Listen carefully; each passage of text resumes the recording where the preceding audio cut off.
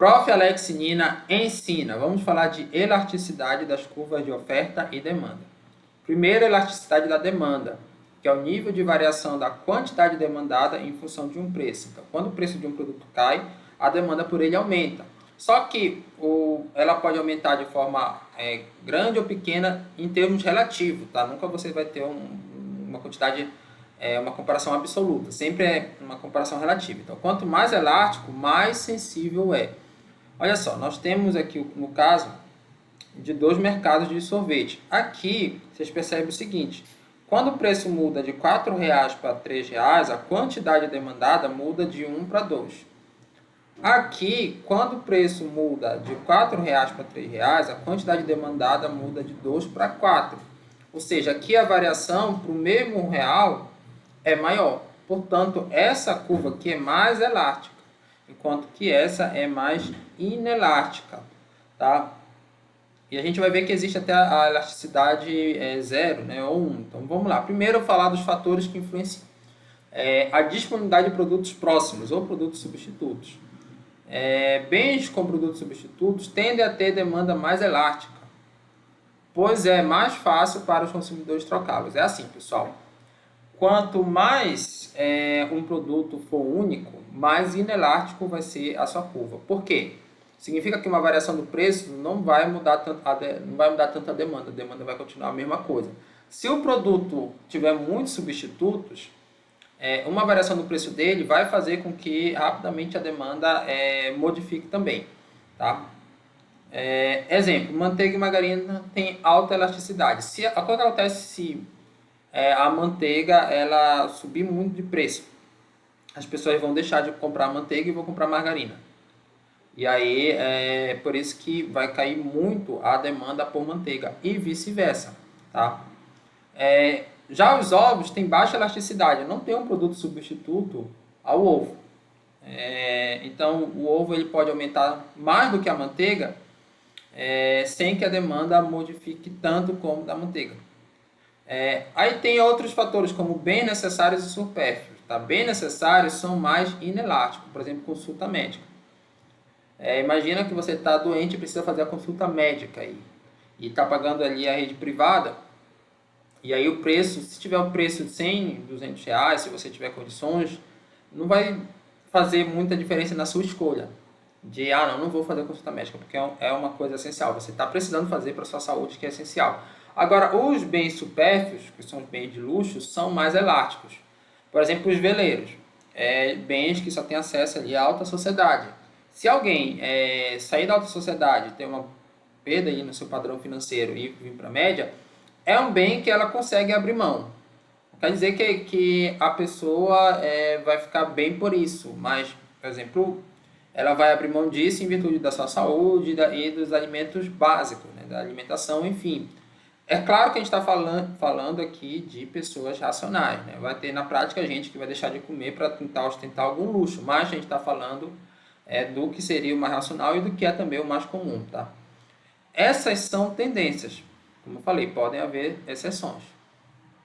Olha só, um velejador ávido que não esteja preocupado com sua saúde. Ele pode continuar com o veleiro e não gostar ali, não fazer questão de fazer uma consulta médica.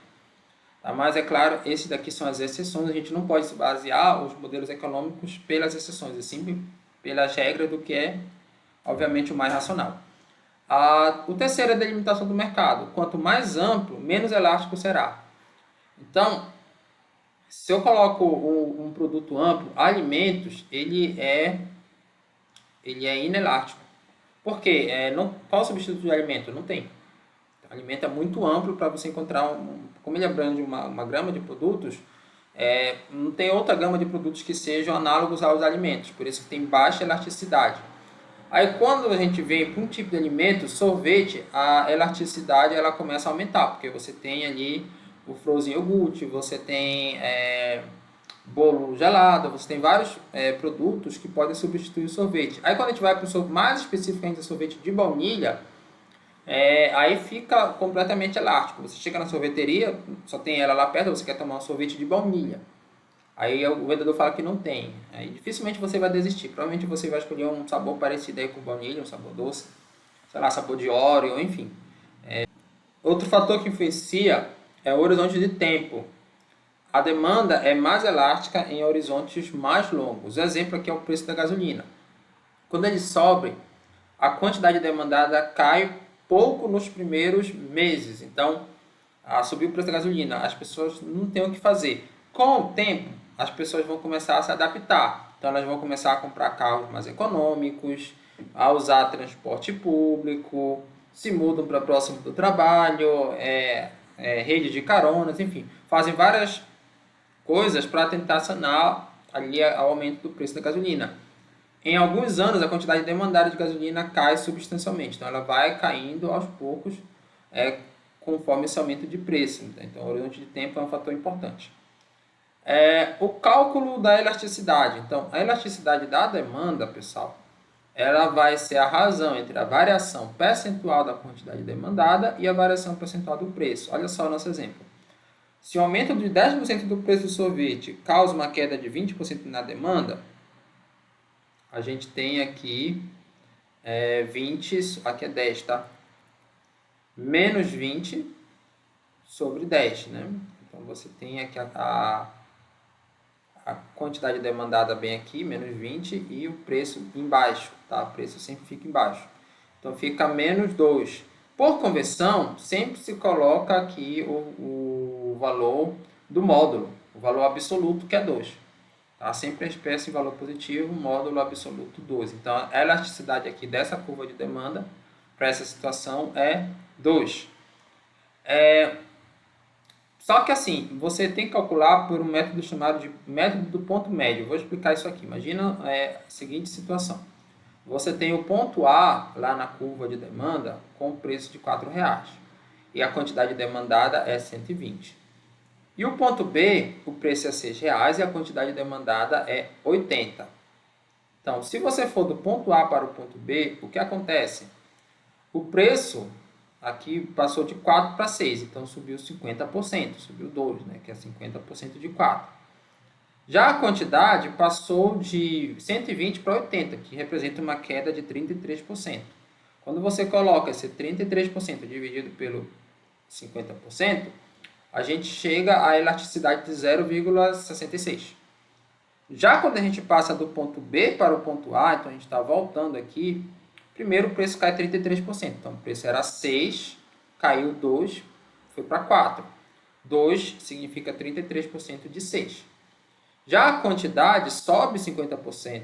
Então a quantidade era 80, subiu para 120, subiu 40, 40 é 50% de 80. Se a gente fizer o cálculo da elasticidade, vai dar 1,5. Aí fica estranho, como é que você vai do ponto A para o ponto B, a elasticidade é uma, e do ponto B para o ponto A, a elasticidade é outra. Então, ficaria ruim como indicador você não ter um padrão tão definido desse indicador. E aí, para resolver esse problema, foi proposto o método do ponto médio, que é o seguinte: a elasticidade da demanda ela é calculada da seguinte forma: você pega o Q1 menos o Q2 dividido pela média deles, e toda essa operação aqui você ainda divide pelo P1, P2 menos P1 dividido pela média de P, tá? Desses dois aqui. Então, no caso do exemplo, vai ser, tanto faz se você colocar o 4 ou 6 antes, porque vai dar o mesmo resultado, olha, de A para B, de B para A. Então, aqui você coloca 4 menos 6 e 120 menos 80, a média de 4 e 6 é 5, a média de 120 e 80 é 100. Você chega na elasticidade de menos 1. Aqui, se você colocar 6 menos 4 dividido por 5, que também é a média, e colocar 80 menos 20 dividido por 100, você vai chegar ali ao mesmo resultado de elasticidade, tanto se você for do ponto A para o ponto B, como do ponto B para o ponto A. É por isso que esse método aqui ele é o mais utilizado para cálculo da elasticidade. E aí a gente chega nos tipos de curvas de demanda, tá? A demanda ela pode ser elástica, quando ela é maior que 1. Então, você diz que a quantidade varia proporcionalmente mais do que o preço. Ela pode ser inelástica, quando a elasticidade é menor que 1. Que a quantidade varia proporcionalmente menos do que o preço. Então, para cada uma unidade de preço, você vai ter um acréscimo menor do que uma unidade de quantidade demandada.